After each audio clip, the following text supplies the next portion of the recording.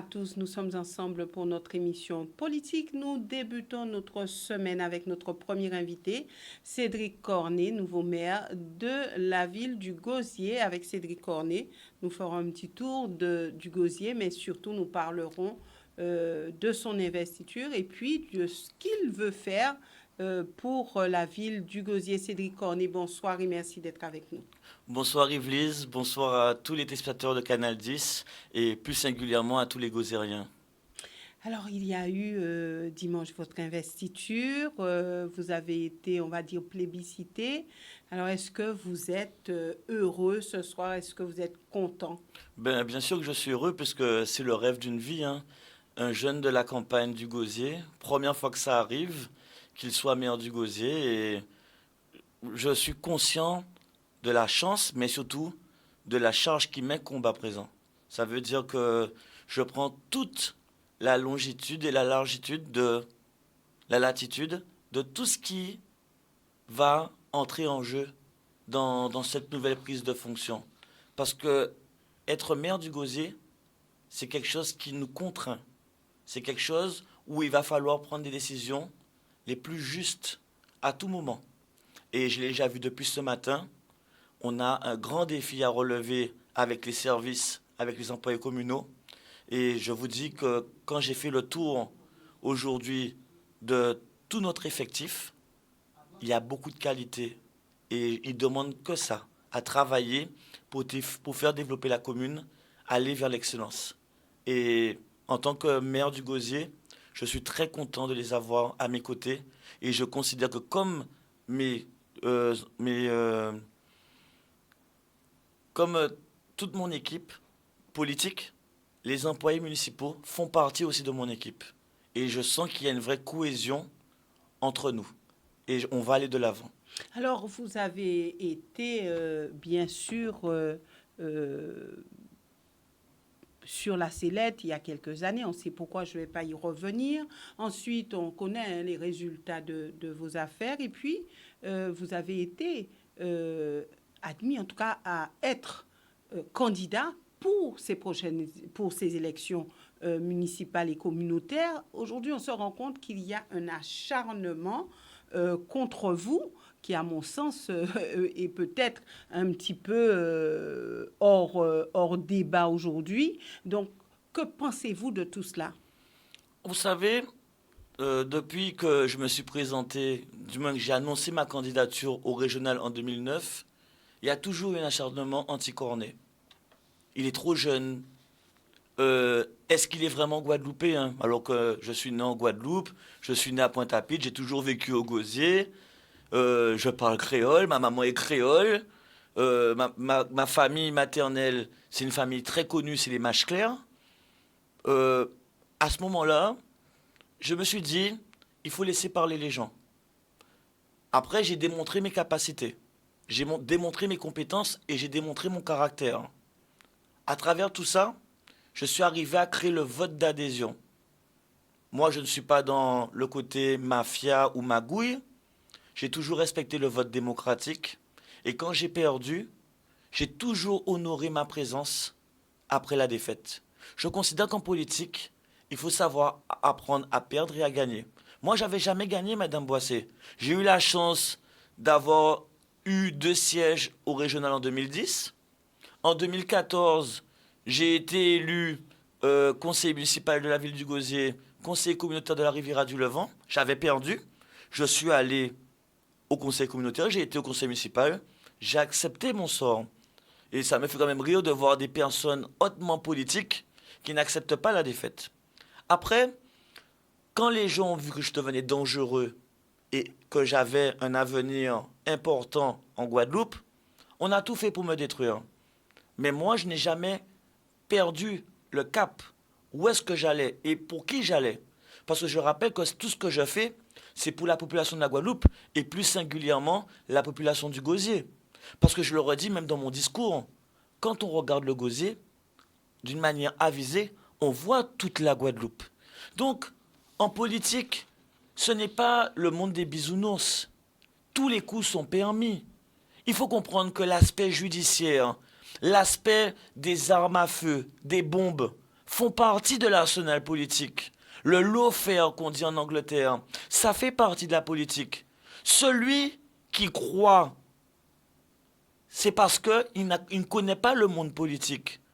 Tous les coups sont permis. Tout. Il n'y a rien. Moi, quand on a mis la bombe en 2011 dans ma maison, le procureur de la République m'a dit, Monsieur Cornet, c'est la politique. Quand on est venu tirer chez moi à coups de fusil, on m'a dit, c'est la politique. Il n'y a pas eu d'enquête.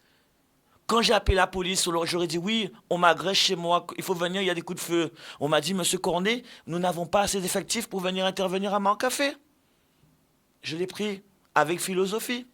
Quand on essaye de me mettre en prison, je le prends avec philosophie. Et c'est ça qui me permet d'avancer. Parce que je pense que beaucoup de jeunes et de moins jeunes auraient vécu la moitié de ce que je vis, ils n'auraient pas été jusqu'aux élections municipales du Gosier. Mais je le dis toujours, j'ai une destinée, Madame Boissé. Je l'ai dit l'année dernière, je l'ai dit, je vais pour gagner, et j'appelle la Guadeloupe et le Gosier à m'aider à gagner. Et c'est ça qui s'est passé. Vous avez une investiture remplie d'émotions. Oui. Est-ce que, justement, à ce moment-là, vous avez mesuré l'ampleur de la tâche qui vous incombe aujourd'hui?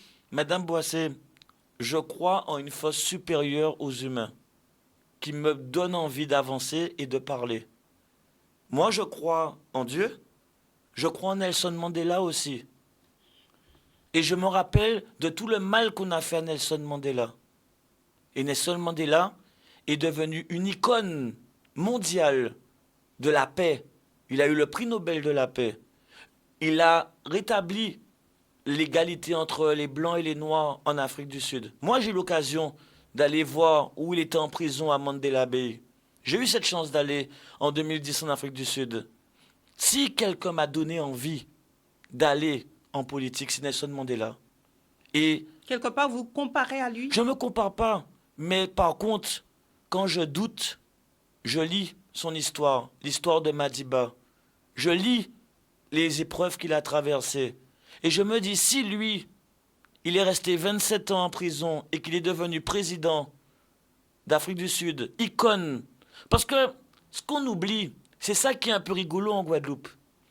Entre un condamné en prison, moi jamais été en prison, et un héros mondial de la paix, ça s'est fait en un instant. Il est sorti de prison, il s'est présenté aux élections présidentielles, il n'était plus un condamné, il était un héros. Ça veut dire que l'être humain a cette faculté de mettre le curseur là où il veut, de mettre l'étiquette là où il l'entend.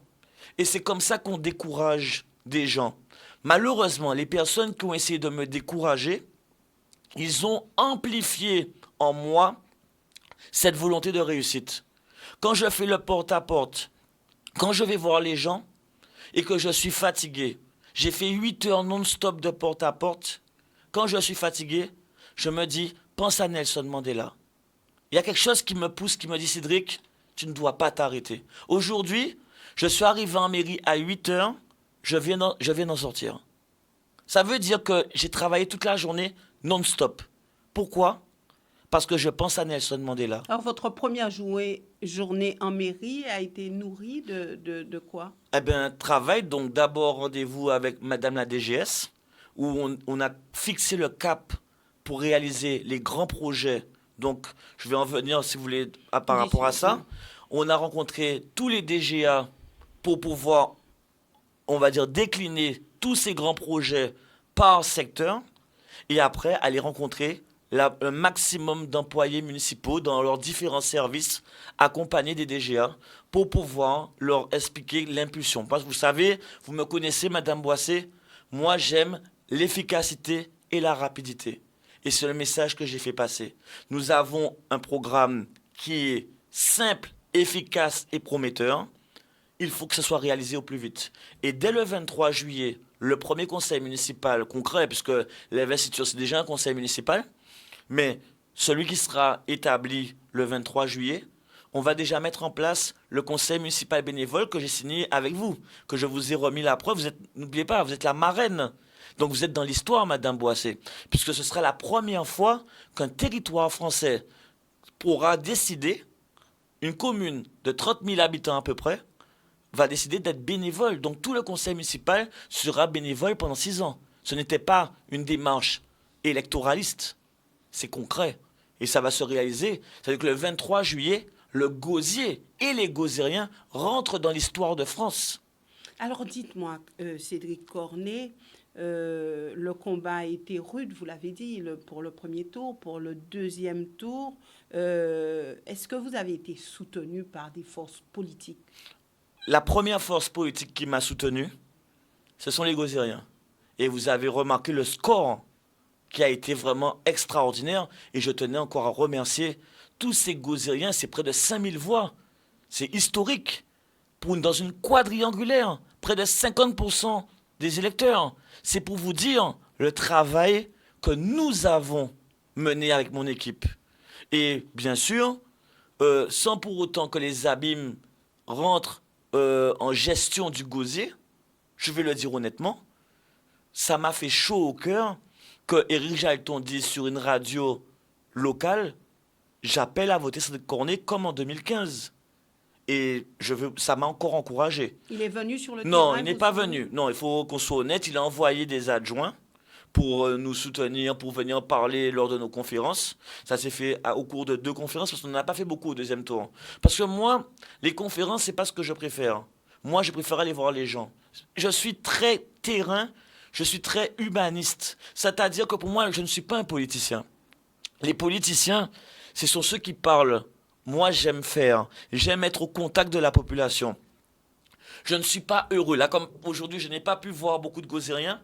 J'étais malheureux parce que j'avais tellement de responsabilités en termes d'organisation. Bon, c'est le début.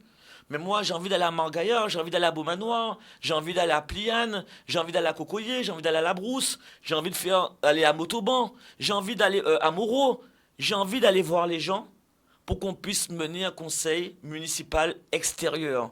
Qu'on aille voir la population de Moreau et leur dire, bon, on a une responsabilité, qu'est-ce qu'on fait ensemble?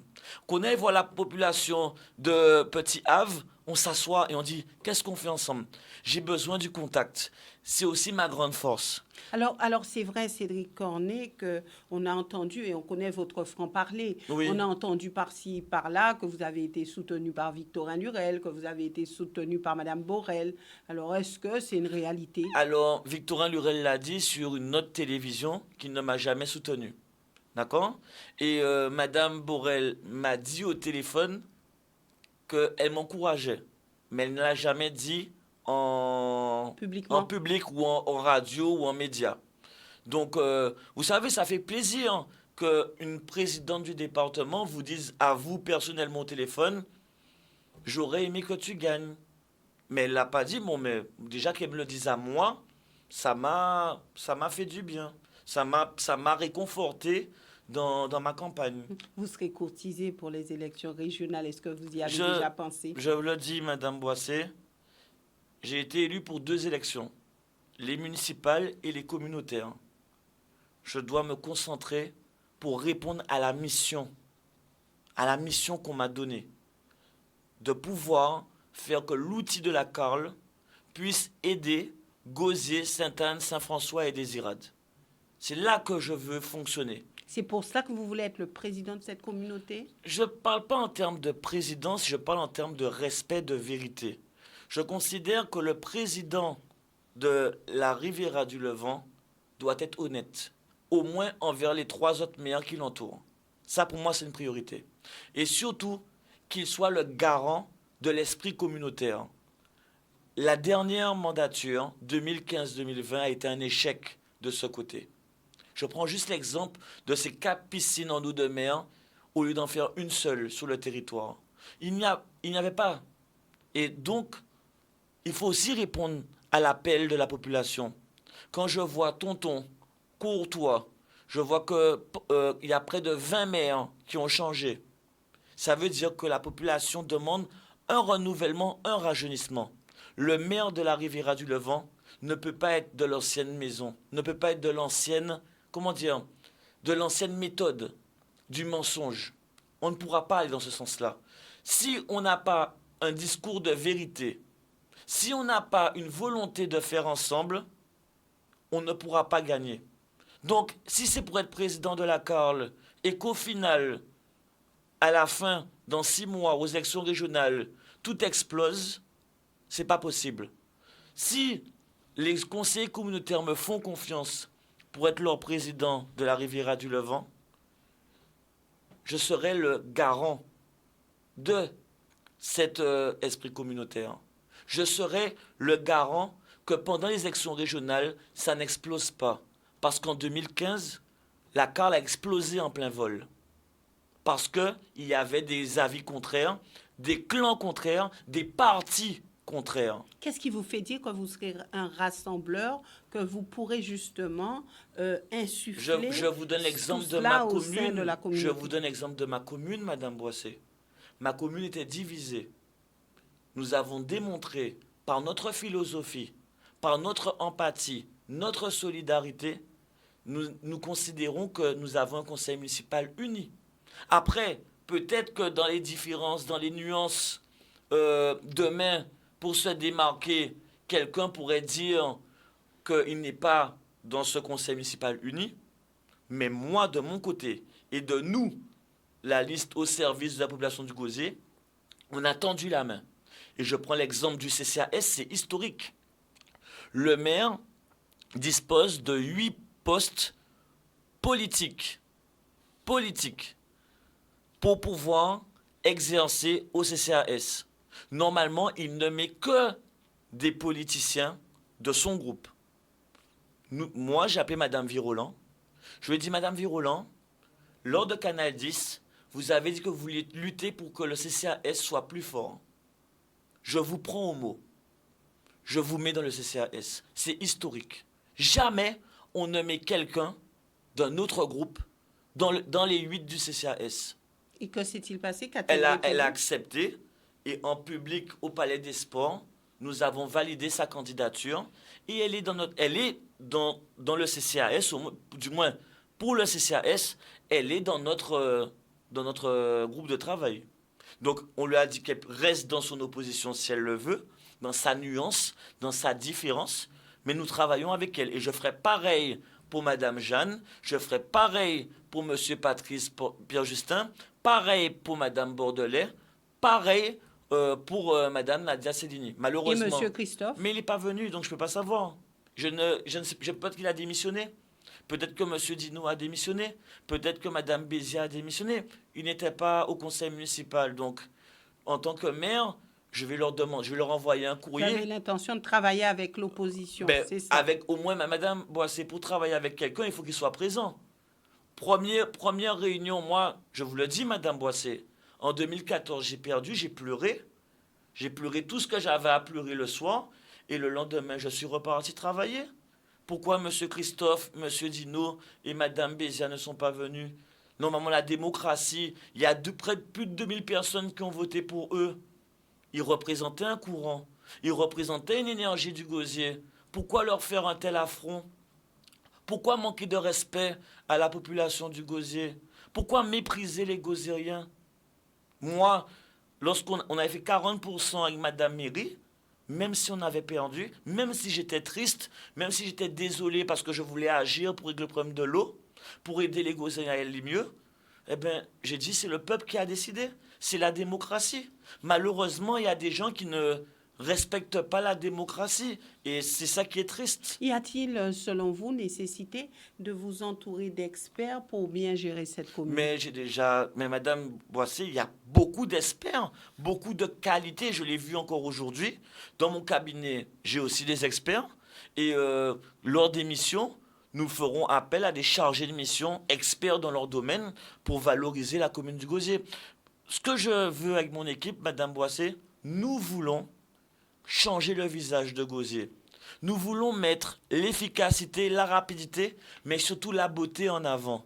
Nous voulons que Gosier brille de 1000 feux. Nous voulons que le slogan Villefort prenne un sens qu'il n'a pas encore eu. Donc, pour le moment, j'essaie de mettre tout en place. Là, normalement, la route de Béline, 30 ans qu'on l'attend, eh ben, j'ai impulsé normalement, avant la rentrée scolaire, la route de Béline sera faite. C'est déjà acté. Alors, C'est pour ça que je vous dis, depuis ce matin, je n'arrête pas de travailler. J'ai déjà demandé un rendez-vous avec Arichalus parce qu'on veut élargir le plan d'urgence pour l'eau. Nous voulons que ça passe sur Grand-Bay. Parce que vous savez, je ne sais pas si vous allez à Grand-Bay, Madame Boissé, il y a des cratères. C'est même pas des trous, des cratères. Pourquoi? Tous les tuyaux qui passent en dessous de Grand-Bay sont pétés. Nous devons, pour refaire la route et la voirie de Grand-Bay, nous devons remplacer ces tuyaux. Donc je vais rencontrer Arichalus et la région, Guadeloupe, pour leur demander d'élargir ce plan d'urgence de l'eau. On doit voir Madame Bourrel-Incertain pour tout ce qui est petite enfance et les personnes âgées. Il faut qu'on aille la voir et on a déjà demandé un rendez-vous pour la rencontrer. Nous sommes dans une dynamique de résultats. Ça veut dire que nous, on veut rapidement terminer notre programme pour passer on va continuer à travailler. Mais surtout, nous avons 3 grands chantiers. Premier grand chantier, délocaliser le marché. Faire une agora au centre de la Grande Terre, dans la campagne du Gosier, à quelques kilomètres de Morne-à-l'Eau, à quelques kilomètres des Abîmes, de Moule, de Saint-François, de Sainte-Anne. Et donc, faire en sorte que toutes les personnes qui produisent se retrouvent dans cette agora, avec un parking qui va accueillir la Guadeloupe entière. On a déjà vu avec M. Arbeau, il va me donner une liste de terrains disponibles pour pouvoir construire cette agora et ce parking. Deuxième projet, nous avons envie de mettre en place un guichet unique, ou à la campagne, toujours pour désengorger le bourg. Là, il va y avoir l'inauguration du Pôle emploi, mais c'est encore dans le bourg. Nous voulons que Pôle emploi, les ACEDIC, le conseil régional, conseil départemental, annexe de mairie, annexe de la police municipale, soient dans la campagne. Où? Alors, on a vu que on a vu que sur Margaïa en Pliane, il y a des zones qui ne sont pas inondables, qui ne sont pas à risque. Donc on est en train de voir, là c'est en train de se mettre en place. Ça c'est le deuxième chantier. Et le troisième chantier, qui me tient à cœur, mais pour le développement économique, pour mettre un terrain favorable en place, c'est de pouvoir récupérer tous les terrains de la commune où il y a des terrains vagues, des dents creuses, des maisons abandonnées. Nous allons les détruire et mettre des locaux commerciaux, que ça soit sur l'île du Gosier, sur le littoral, sur dans l'île le du bourg. Gosier, vous mettrez des locaux commerciaux? Peut-être un seul, peut-être un restaurant. Il y en avait déjà un. On va voir comment on peut. Parce qu'il faut savoir que l'île du Gosier, c'est un bijou qui n'est pas mis en valeur. Il va falloir voir qu'est-ce qui est possible de faire. Mais nous voulons donner une valeur à cette île du Gosier. Et je vais travailler, voir tout ce qui est possible de faire. Parce que vous savez que c'est une zone protégée. Donc il va falloir voir, parce que vous savez que on ne peut pas mettre du solide. Le littoral, l'île du Gosier, ce sera quelque chose de démontable, respectant la nature. Donc il va falloir être ingénieux pour trouver des solutions techniques pour pouvoir valoriser ce patrimoine qui est le symbole phare de la ville du Gosier. Nous aurons l'occasion, Cédric Cornet, de vous revoir pour que vous puissiez nous expliquer tout cela. Vous nous avez déjà décliné ces 3 axes prioritaires, mais juste avant de terminer, comment pensez-vous faire avec les syndicats? Parce qu'on sait qu'au niveau des communes, c'est vraiment un aspect important, surtout après les propos de Mario Varro, qui représente le syndicat CFTC. Moi, j'ai pas de problème avec les syndicats. Moi, c'est un seul homme qui me parle. Hein. Je parle avec tout le monde. Moi, je m'entends bien avec mes employés municipaux. Je m'entends super bien avec la police municipale. Donc, avec les services, l'administration. Je vous dis, je sors d'une journée de travail complète. Et je sens que tout le monde est motivé. Au contraire, je sens un vent de fraîcheur. Je sens que les gens sont contents du résultat de ces élections. Donc, aucune crainte à avoir concernant les syndicats et un quelconque moi je considère que je suis venu travailler pour ma commune et que je vais tout faire pour que mes employés municipaux se sentent le mieux possible dans leurs conditions de travail. Et c'est par la discussion, c'est par la concertation, Et c'est par le travail ensemble et à l'écoute. Moi, je veux être le maire de tout le monde, notamment de mes conseillers municipaux et de mes employés municipaux. Donc, en gros, je n'ai pas de problème. Moi, je suis là pour travailler. Je suis là pour faire rayonner ma commune. Et quand on fait rayonner la commune, on fait rayonner les employés municipaux. Parce que c'est eux le poumon de la commune. Sans eux, rien n'est possible. Avec eux, tout est possible. Et c'est le message que je leur envoie tous les jours. Et moi, je suis très très fier d'être leur maire et de travailler. Et pour moi, je leur ai dit, vous êtes dans mon équipe et on va travailler ensemble. Merci Cédric Merci beaucoup. Cornier Passez une très d'être bonne venu soirée. sur ce plateau. Merci aussi à vous, téléspectateurs, de nous avoir suivis. Demain, je recevrai sur ce plateau le président de région, Harry Chalus. Excellente soirée à tous.